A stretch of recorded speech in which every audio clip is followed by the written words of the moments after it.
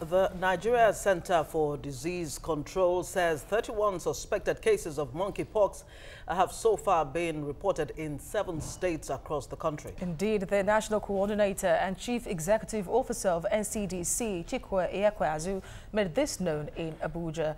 According to him, following the notification of a suspected monkeypox outbreak on September the 22nd in Bayelsa State, other suspected cases have been reported from 6 more states.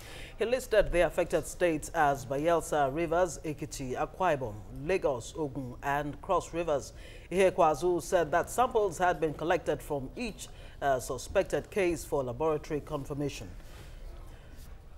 All right, joining us via phone is an infectious disease specialist, Dr. Joe Onigbinde. Good morning and thank you for joining us on TVC Breakfast. Good morning. Yes, now this outbreak, monkeypox, seems to have taken a life of its own. It spread to 7 states and now 31 people have been affected. What is the most troubling aspect of this outbreak for you? Hello? Yes, what is the most troubling outbreak of this, part of this outbreak of monkeypox? Because it's a lack of preparedness and the way in which it is spreading. It's really troubling to me because several states have been affected now. It shows that we are not prepared. Our infection control system is weak. That is the thing that is really troubling me. Because monkeypox is not really new to Nigeria. This is the 3rd time it's visiting Nigeria.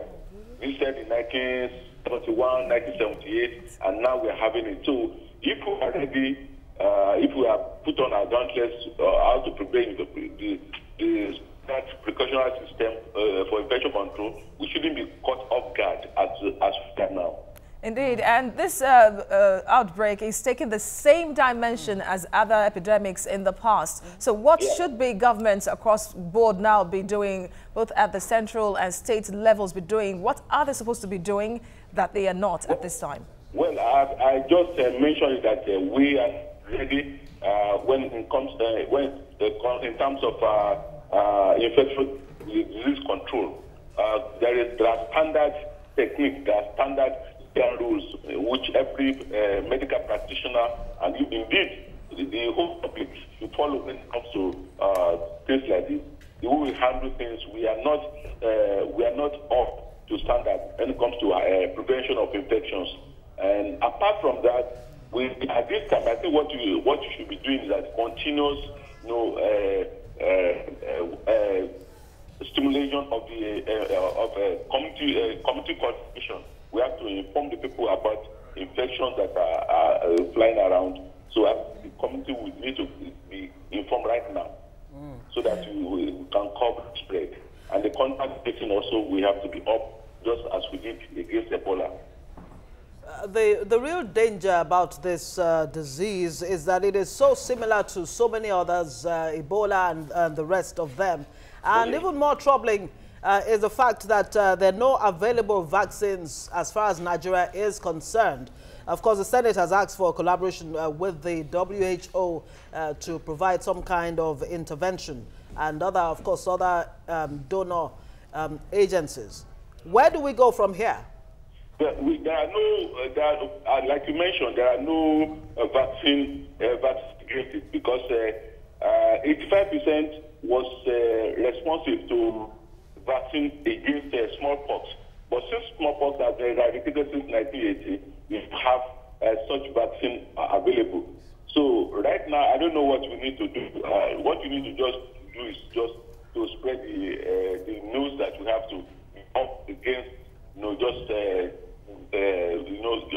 letting off our guard against, because there are no specific vaccine against it, and even the treatment is not specific. And the disease itself, like you said, non-specific symptoms that can stimulate any other system. So it is just left for everybody to get up and be aware and be against infection control. Now, the National Center for Disease Control says that there is no cause for alarm, that the situation is under control. But then, of course, we are seeing that it is spreading so far. So would you suggest that a state of emergency be called in the health sector? They said there is no cause for alarm. Yes. Are you saying that the Center for Disease Control said there is no cause for alarm? Yes, indeed. No, I don't think so. There's cause for alarm. Okay. Infection that's spreading this, you say there's no cause for alarm. We're just exposing our unpreparedness to infection control in Nigeria. That is, it's unfortunate. I think there's cause for alarm. I think we have to more or less declare a state of emergency in our clinical practice and even in our day-to-day life living. Does not have a laboratory to actually check this disease. We have to go all the way to Dakar, Senegal to confirm and ascertain exactly what this outbreak really is. And it brings to mind the latest revelation coming from the First Lady, the wife of the President, about the state of Aso Rock clinic, where she, did not mince words at all about the state of that clinic. Now, if that is the situation, are we really serious about providing health care for Nigerians, whether at the highest level or even the least of us? We are not ready. Like I've said it often and often, that Nigeria is not treating health care as it should be. We are not prepared to protect the lives of our people. That is why we are now running health care. We have to send. It is unfortunate. It is shameful that we need to send samples to Senegal, Dakar, to be able to diagnose simple matters like this.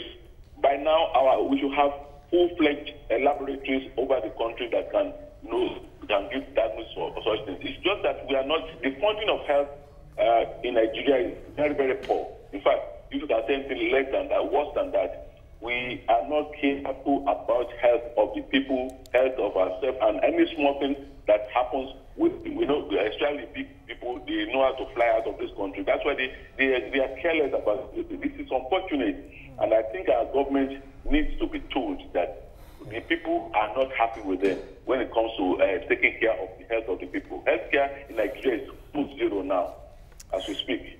All right, Dr. Joe Onigbinde, infectious disease specialist, thank you for your analysis on the show.